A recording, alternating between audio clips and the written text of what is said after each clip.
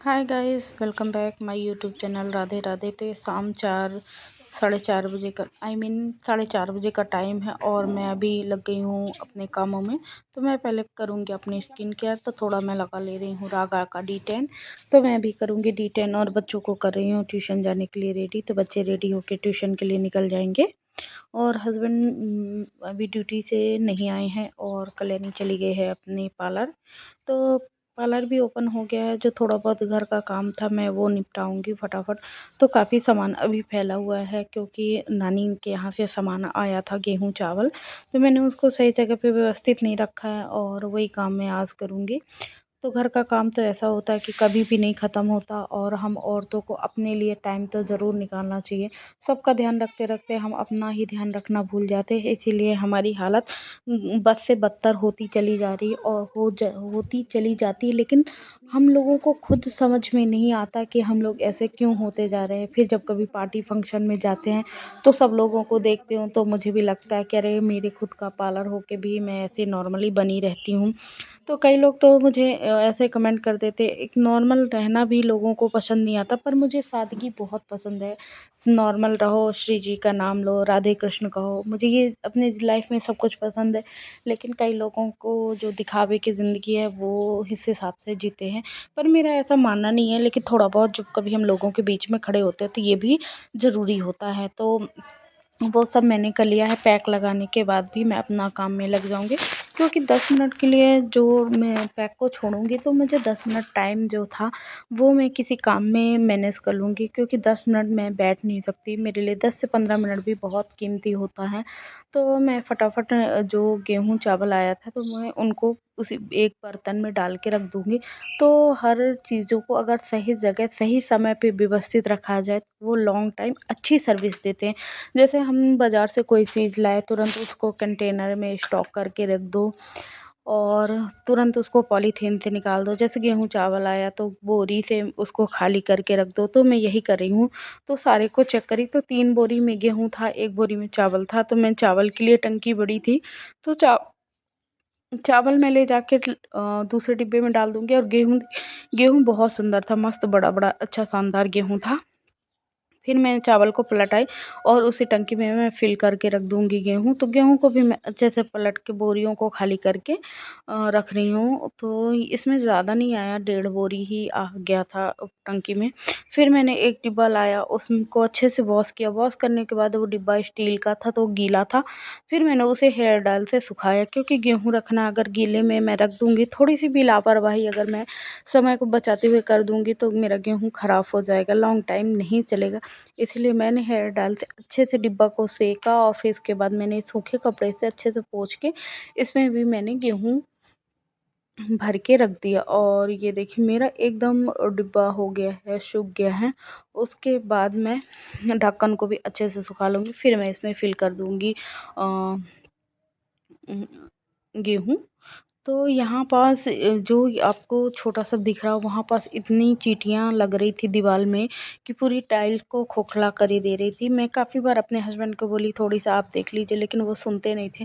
पर मैं क्या करूँ, मैं ही सुन लेती हूँ, सबका काम तो मुझे ही करना पड़ता है। तो मेरा पैक हो गया था, 15 से 20 मिनट हो गए थे लगाए हुए। काम के चक्कर में मैं उसको ध्यान देना ही भूल गई थी। तो फटाफट मैंने अच्छे से उसका फेस को थोड़ा-सा 2 मिनट से 3 मिनट तक मसाज किया। तो फेस में मैंने अच्छे से मसाज किया। तो अभी तो स्पीड है वीडियो, इसीलिए जल्दी-जल्दी लग रही थी।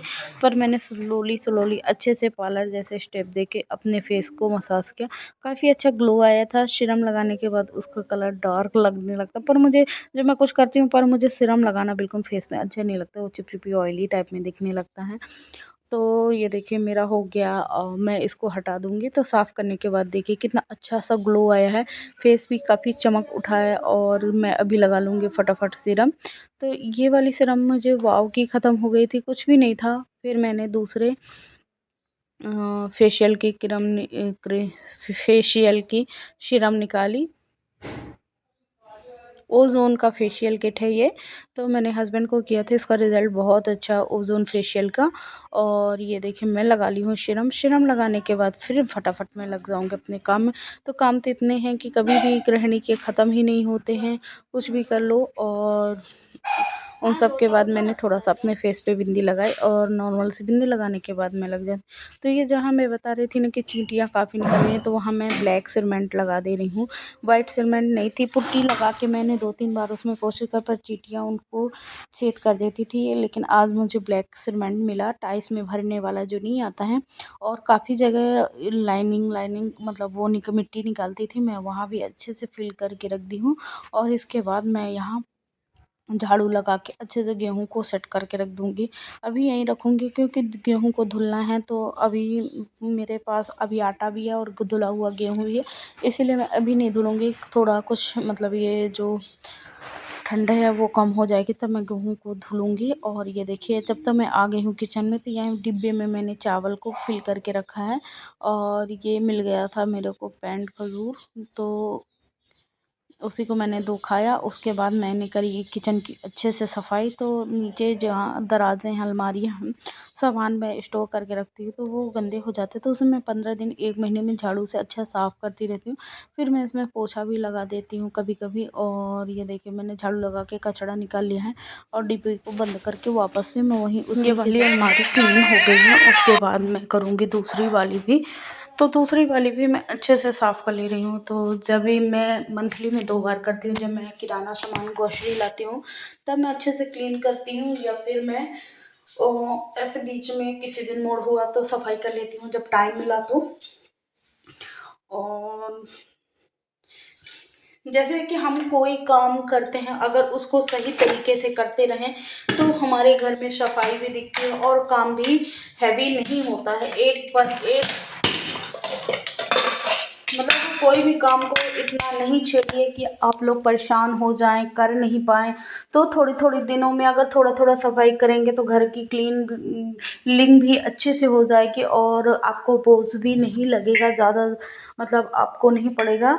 तो ये मैं ऐसे ही करती हूँ, कभी मैं 2 अलमारियों को साफ़ करी, कभी मैं ड्रेसिंग को साफ़ करी, कभी मैं हॉल एरिया को अच्छे से साफ़ कर लिया। ऐसे करके थोड़ा थोड़ा मैं अपना काम मैनेज करती रहती हूँ, तो मेरा काम भी ज़्यादा भारी नहीं होता है और काम भी होता रहता है।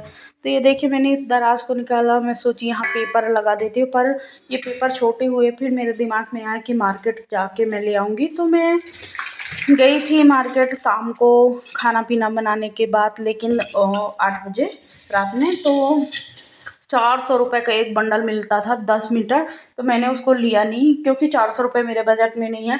पैसे भी वहाँ इस्तेमाल करो, पैसे वहाँ भी लगाओ जहाँ 2 रुपये आने की उम्मीद हो, तो ऐसे जगह नहीं कि मतलब हम लोग उस चीज़ को भी खरीद लें और हमको फ़ायदा भी ना हो। तो मैं ऐसा काम नहीं करती हूँ। तो मैं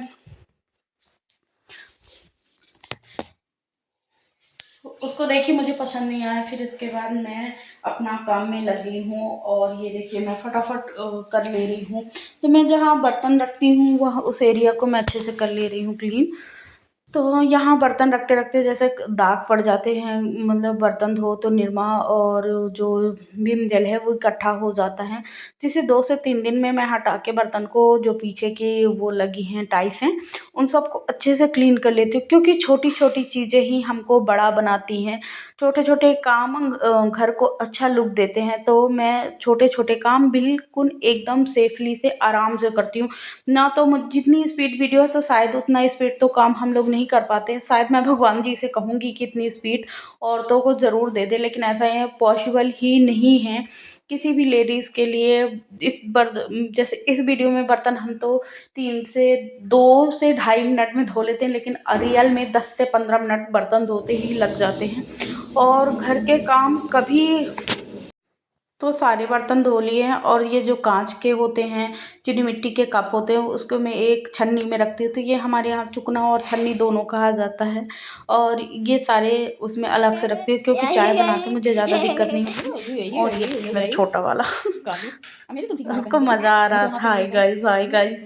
वो मुझे देखता सुनता रहता है ना कि मैं कैसे बोलती हूँ, इसीलिए उसको भी बड़ा अच्छा लगता है। तो फाइनली मेरा सब कुछ हो गया, मैंने किचन भी अच्छे से हॉब भी अच्छे से क्लीन कर लिया है। और ये देखिए, फाइनल लुक मेरे किचन का ऐसा है। उसके बाद मैं तुरंत से सब्ज़ी काटने में लग गई थी। तो सेम मैं पहले से कट करके रखी थी और मैं कट कर ले रही हूँ आलू। तो मैं 2 से 3 सेम में आलू कट कर लूँगी, क्योंकि मेरे हस्बैंड जो हैं वो सेम बस नहीं खाते हैं, इसीलिए मैं उनके लिए आलू अलग निकाल दूँगी। और मैं और मेरी बहन जो है तो वो सेम खा लेते हैं, इसीलिए हम अपने लिए सेम की सब्ज़ी बनाएंगे और हस्बैंड के लिए आलू की। आलू को छील लिया, छील लेने के बाद अच्छे से कट कर लिया। कट करने के बाद मैं तैयारी कर लेती हूँ सब्ज़ी को फ्राई करने के लिए। मैं तो 3 से 4 प्याज ली हूँ। मैंने उसमें लहसुन डाले, लहसुन के 8-10 कलियाँ डाली है, फिर 2-3-4 हरी मिर्ची डाली है और मैंने छोटा सा अदरक कट करके डाला। इससे अच्छे से रफली चॉप कर लूँगी। इसमें बहुत जल्दी हो जाता है और इससे मेरा काम बहुत आराम से जल्दी हेल्प मिलती है और रिलीफ भी होता है, थोड़ा सा रिलीफ भी मिलता है। इसीलिए मैं इसकी मदद लेती हूँ क्योंकि ये बहुत जल्दी सॉफ्ट एकदम छोटा छोटा बारीक चॉप कर देता है। तो मैं इसी की मदद से अच्छे से जल्दी से चॉप करके फ्राई कर दूँगी। तो सब्ज़ी फ्राई करने के लिए मैंने कढ़ाई चढ़ा दी है। कढ़ाई में डाल दिया है मस्टर्ड ऑयल और मस्टर्ड ऑयल को गर्म होने के लिए मैं 3 से 4 मिनट तक छोड़ दूँगी। तो मेरा ऑयल अच्छे से गर्म हो गया है। जो मैंने चाकू इस्तेमाल करी थी उसे साफ़ करके रख दूँगी और जो चीज़ें मैंने इस्तेमाल करी अभी सब्ज़ी बनाने के लिए मैं उसको सही जगह पे साफ़ करके तुरंत रख दूँगी। इससे मेरा किचन फैलता नहीं है और मेरे काम ज़रूरत से ज़्यादा बढ़ते नहीं हैं, क्योंकि एकदम से अगर मैं गंदा मचा के रखूँगी तो मुझे ये दिक्कत होगी लास्ट में समेटने के लिए। तो मैं कोई भी काम अगर करती हूँ तो उसे पहले उसी हाथ में व्यवस्थित कर देती। जैसे किचन में हम सब्जियां बनाते हैं तो सब्ज़ी के लिए मैंने तेल गरम करने के लिए चढ़ाया। तो ये नहीं कि मैं उसको अब तके खड़ी रहूँगी, जब तेल गरम होगा तभी मैं आगे के काम करूँगी, वरना मैं अभी उसको के लिए खड़ी हूँ। तो मेरा तेल गरम हो गया। मैंने उसमें जो चॉप करके रखा था प्याज, लहसुन, अदरक, हरी मिर्ची उसको ऐड कर दे रही हूँ। इसको अच्छे से गोल्डन ब्राउन होने तक मैं भूनूंगी, अच्छा से मिक्स दूंगी और इसको 3 से 4 मिनट का टाइम ले लेगा भूनने के लिए। तो मैं इसको अच्छा 3 से 4 मिनट तक भूनने के लिए छोड़ दूँगी। और ये देखिए अच्छी एकदम सॉफ्ट सी प्याज कटी हुई है। इसके बाद तो आप जानते हो कि मुझे मार्केट जाना है और दुकान भी जानी है साथ में और कुछ सामान भी लाना है। तो ये देखिए फटाफट मैंने सब्ज़ी को भी ऐड कर दिया। मेरी प्याज अच्छे से भून के हो गई है रेडी। तो मैं इसको अच्छे से मिक्स दूंगी। 2 से 3 मिनट ढक के लिए अच्छे से मैं भूनूंगी। तो इसको मैं भूनने के लिए अभी 4 से 5 मिनट टाइम ले लेगा। 3 से 4 बार मैं ढक के इसको अच्छे से भूनूंगी, क्योंकि ये सूखी सब्ज़ी ही बननी है उसकी सेम की। तो इसको मैं काफ़ी लंबा टाइम आराम से धीरे धीरे भूनूंगी। फिर उसके बाद मैंने लगाया आटा और हस्बैंड मेरे किचन में ही बैठे थे, तो हम दोनों बात भी करते जा रहे थे और मैं अपना काम भी निपटा रही थी। बच्चे जब तक टीवी देख रहे थे हॉल में, बच्चों को लगी थी भूख, इसीलिए मैं जल्दी जल्दी अपना काम निपटाने में लगी, कितनी जल्दी खाना बन जाए। और ठंडी तो इतनी ज़्यादा है, वो इतना ठीक है पानी, ठंडी तो इतनी ज़्यादा है कि मैं क्या ही बोलूँ, हालत बहुत ख़राब है। हमारा तो पानी में हाथ डालने का मन ही नहीं करता, लेकिन हमारा अगर पानी में हाथ नहीं जाएगा तो काम ही कैसे होगा। सब लोग तो भूखे ही बैठे रह जाएंगे। इसीलिए अपना मन मार के काम तो करना पड़ेगा। तो हम लोग लगे हुए हैं काम में। तो सब्ज़ी मेरी हो गई, उसमें मैंने ऐड किया नमक, हल्दी और अच्छा सा मिक्स दूंगी। 3 से 4 मिनट में इसे और ढक के पकाऊंगी। उसके बाद मैं इसमें ऐड करूंगी टमाटर और जब तक मैं इसको दूसरे वाली गैस पे रखती हूँ। और यहाँ मैं तैयारियाँ करूँगी रोटी सेकने के लिए, क्योंकि 2 से 3 बार बच्चा आ गया है, बोला मम्मा भूख लगी है, भूख लगी है। तो अगर बच्चे बोलते भूख लगी तो मुझे लगता कि इतने जल्दी मैं खाना दे दूँ। फिर अभी मैं खाना पीना बच्चों को देने के बाद उनको थोड़ी देर तक अगर ये पढ़ाएंगे तो उसके बाद मैं चली जाऊँगी दुकान।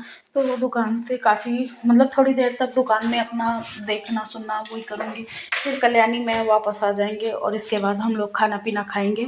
फिर वही बर्तन धोना और झाड़ू, गैस साफ़ करना, यही सारे काम हम गृहस्थियों में तो यही काम चलता रहता है। तो गृहस्थ होने का बहुत अच्छा फ़ायदा भी है कि पूरे दिन काम ही काम करना और अपने में ही बिज़ी रहना।